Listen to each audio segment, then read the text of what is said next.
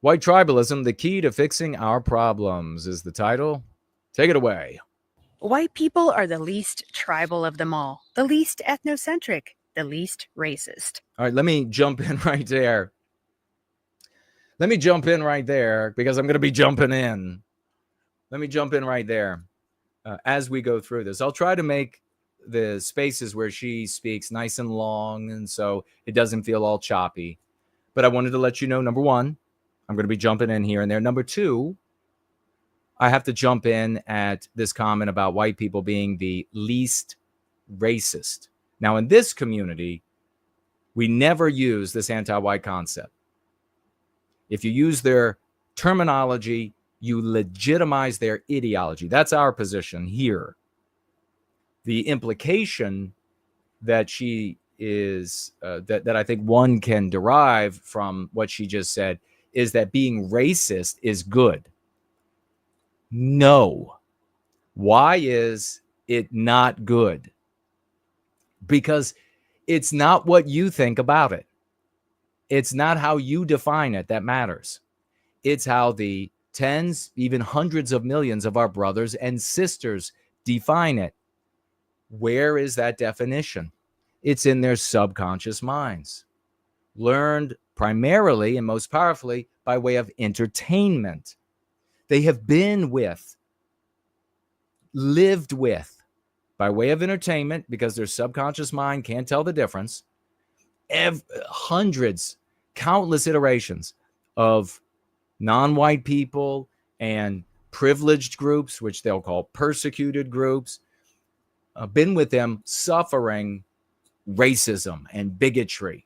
And in all of these cases, they have witnessed somebody who is good, who is moral, who is just trying to do the right thing and is wrongly put upon and long suffering from hate-filled people who are afraid of them and who don't understand them and ascribe things to them that don't apply to them and want to do horrible things to them. You don't want to bring those thoughts to mind, in my opinion, when you're trying to bring our brothers and sisters over to a concern for white well-being. You don't want them thinking about white people genociding non-white groups. You don't want them remembering images of blacks swinging from trees on nooses. You're not going to win them over. Obviously, we are putting our heart on our sleeve. We are putting our courageous, our fearsome love on our heart, on our sleeve, for all to see who and what we are. I'm going to go to that conversation as pristine as I am.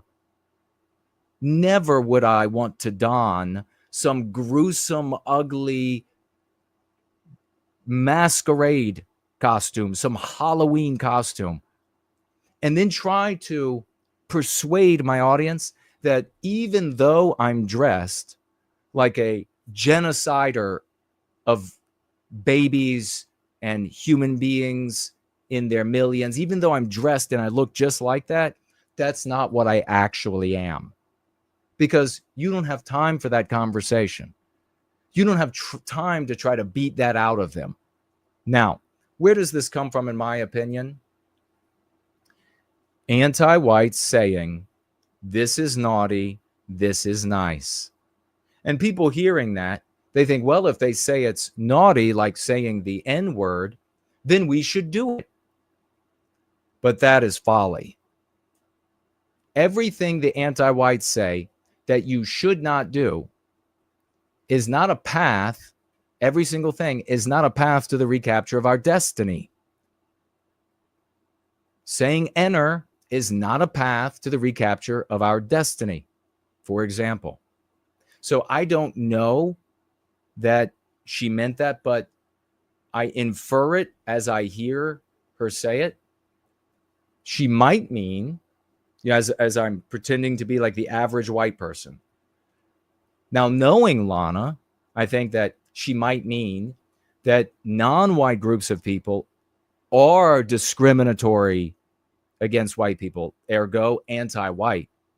And white people are the least likely to be discriminatory toward non-white people, anti-Jew, anti-black, anti-Hispanic, anti-etc., in the way I would articulate it.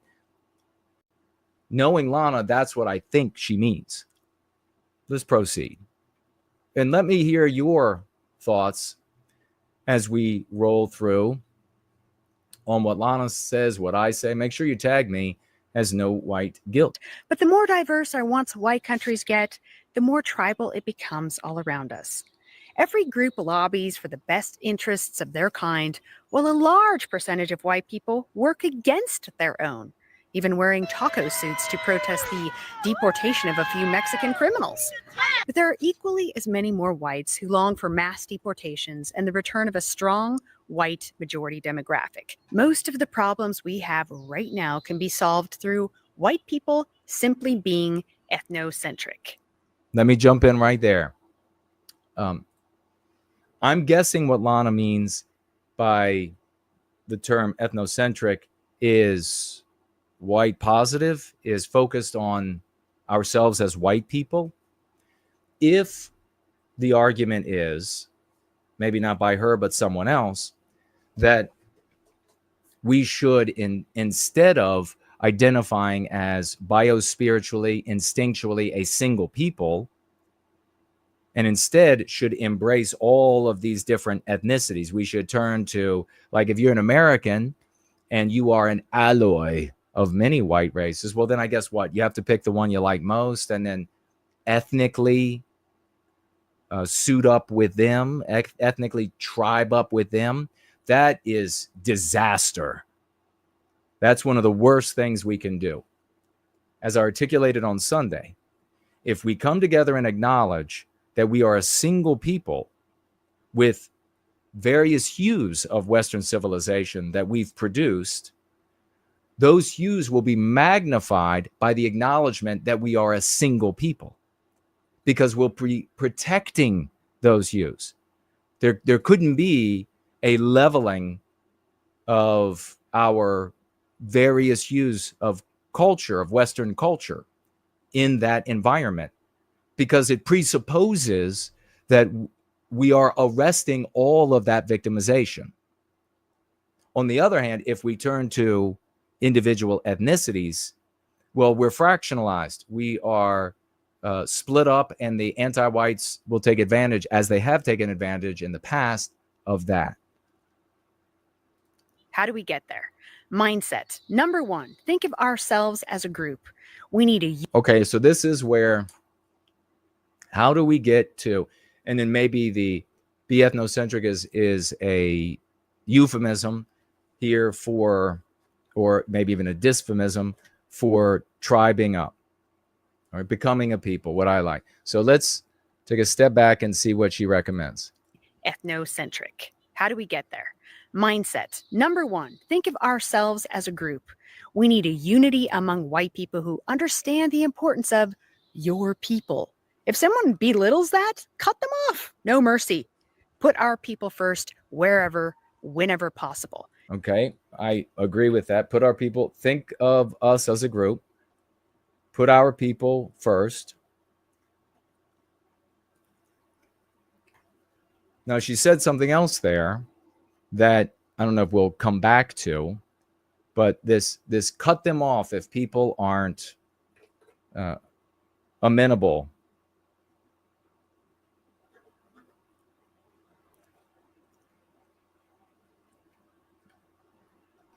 Just writing this down.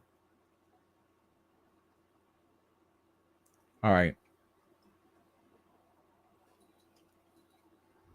If anyone fights you on it, cut them off. They'll become irrelevant and fade into the ash heap of history. Never compromise when it comes to defending your race. Don't back down. Don't explain. Don't feel bad. Claim your space. Support white businesses. Support white workers. Support white families. Support white communities. Just support your own. If we do not tribe up, form white unity, and think of ourselves as a unit, we will not survive. It's either all these other people and their interests, or ours. All of them cannot exist at the same time. It's really that simple. White tribalism. That doesn't mean an ooga booga loincloth. It means racial awareness. But why can't it mean an ooga booga loincloth? I look very good in a loincloth, I just have to say. Where everything becomes more clear. If a vast percentage of white people set themselves free with this knowledge and give themselves permission to go wild, then everything can pop open for us in ways we haven't even thought of yet. It's time to shed the altruism that we need to offer a better life to anyone who wants to come to our countries, and the belief that everyone can be a good American or European just like you. It is denial, it is destructive, and your children will pay a great price for it. There will never be a kumbaya fest of all the races living together in harmony in the West or anywhere else. It is contrived, fake, and also genocidal. So if you're a white person still on the fence thinking, this sounds kind of racist, we're all individuals, anyone can be an American united by an idea, go live as a minority in any American formerly white shithole city and see how that feels. Because that's what's coming if you don't get in the game. You're making a good point there about whether or not a country is an opinion or a people. If you refuse to play, you will be replaced. All right. So, have some agreement and some disagreement, I think. What about you when you were just listening to that? What she had to share. She said, to become a people, we need to think of ourselves as a group. To my ears, that sounds like skipping several chapters of the book of Recapturing Our Destiny. We need to put our people first. Yes, I agree with both. Think of ourselves as a group and put our people first. Now, to be fair, of course, with Lana, she was just making a little video, bumping it in, bungeeing out, and she's got to make some points and then make it short enough and punchy enough, pithy enough that people will listen, watch, enjoy, share, follow the work she's doing. So in fairness, but I'm speaking to what is shared. But in fairness, if she had any length of time, we would get obviously more of what she thinks would need to be done. But think of ourselves as a group and put our people first and don't compromise. Those are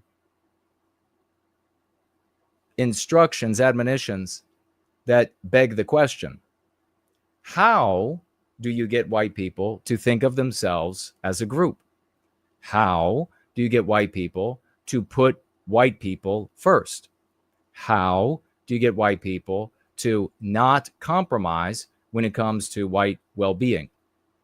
Her other instruction or admonition is support white families, support white businesses. Now, these are things that obviously all of us in the white positive and the greater white sympathetic sphere that we could do right now, we can get started supporting each other, and that we most certainly fervently do in the white well-being community. Absolutely supporting each other all of the time, our families, our businesses, and more than anything else, what has buoyed and supported all of the members of the white well-being community? Well, it's the practice. It's the practice that enables you to see and think about things clearly. The practice that enables you to address the anti-whiteisms, the meme pathogens, the poisonous ideas that are as firmly recorded and rooted in your memory as anybody else on your block or the next block over or the next block over. It enables you to talk with family members. You know how many people I have spoken with over the years? It's countless, that have had to deal with family members, and because of the Go Free practice, they were able to either win them over to white well-being or at least neutralize a situation that would otherwise end the family relationship, setting the stage for conversations for the future, bringing them closer and closer to the well-being of white people. When I hear things like, think of yourselves as a group, put our people first, never compromise, what I hear is goals, not instructions, not how-tos, not tribe up, but how. I just hear a goal.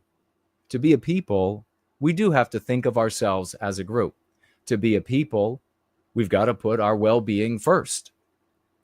And that doesn't mean that it needs to be to the detriment of anyone else. That is what the anti-whites want you to say and believe.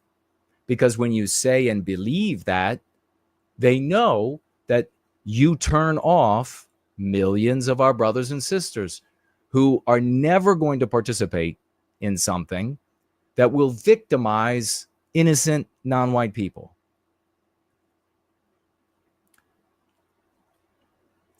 She says here, point number 5 that I got was, if enough people feel like this, like these goals that she gave, which I agree with, if enough people feel like this, we can't be stopped. Well, I've said many times that if even a fraction of our race begins thinking of ourselves as a people, we won't even have to throw a stone to take our destiny back. That's a reality. That's a fact. Now, there are other possibilities out there. There are other things that we don't want. But in the defense of our well-being, we might come to those sorts of things. But it need not end up as ugly as it possibly could. She also says that if somebody disagrees, and this I think is where I disagree most with the bungeed clip, not necessarily what she, if she had all the time in the world to talk about this, would share, but what I think is conveyed unintentionally maybe by the clip is that here is the instruction rather than the goal. And then if it doesn't work, she says, cut the people off if they don't agree. Well, if you go to work or family and you're not using the Go Free practice, you just go in there and you say, white people first. I've decided that we're tribing up and all that matters is my people. You will be fired. Most of your family will disagree with you to various degrees. You'll have to cut off a lot of people, including the one who signs your check. So that's where I disagree. And again, it might be an artifact of making a punchy, pithy video for people to share. But that's got to be said. Either way, it's got to be said, because people are going to watch and they might think, well, all that needs to be done is think of ourselves as a group, put ourselves first and never compromise, and then cut off anybody who disagrees. And you won't do that. And no one else will.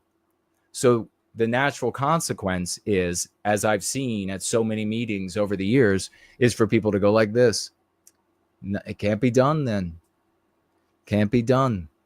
Why won't people just go in and aver that they are standing up for the white race and they're putting the white race first? I mean, just imagine yourself at work.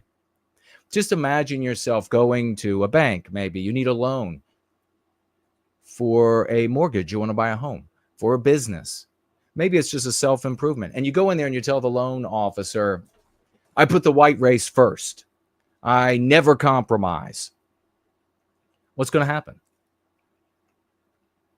You're not going to get the loan. You know that. Why is that? Because the population is infected with anti-whiteism to the point that they believe that it is immoral to care about our people. So if you go in there and declare the most immoral thing to a group of white people, to your employer, to your family, you are not going to have a good response. That's just the reality. I've watched it over the years. I am, and we here in Service to White Wellbeing are professionals in this area. We have a gigantic track record of successes. There is no like psychologist or sociologist, or there is no like other doctoring profession that has a success rate like this.